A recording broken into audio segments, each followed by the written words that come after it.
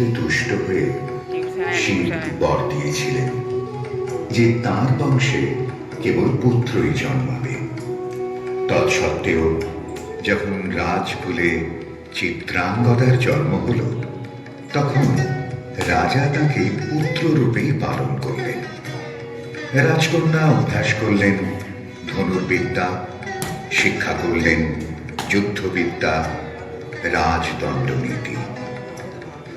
অর্জুন 12 বর্ষব্যাপী ব্রহ্মচর্য ব্রত গ্রহণ করে ভ্রমণ করতে করতে এসেছেন মণিপুরে।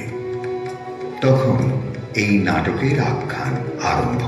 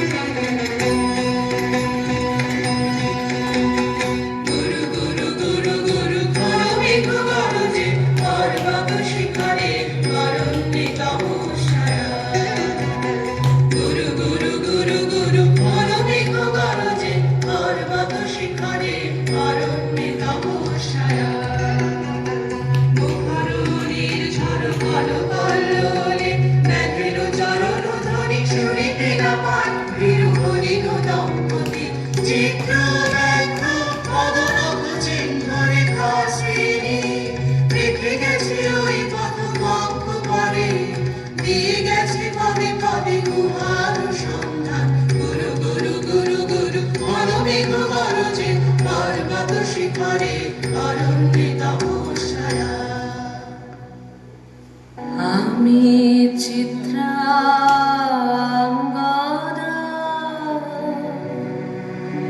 আমি রাজেন্দ্র নন্দিনী,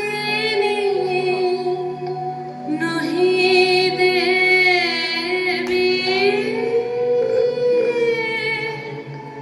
নহি সামান্য নারী। আমি চিত্রাঙ্গদা,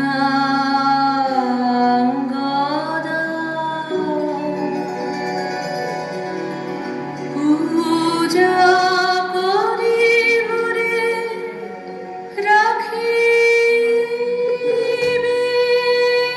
ঊর্ধ্বে, সে নহি নহি হেলা করে মোরে রাখিবে পিছে,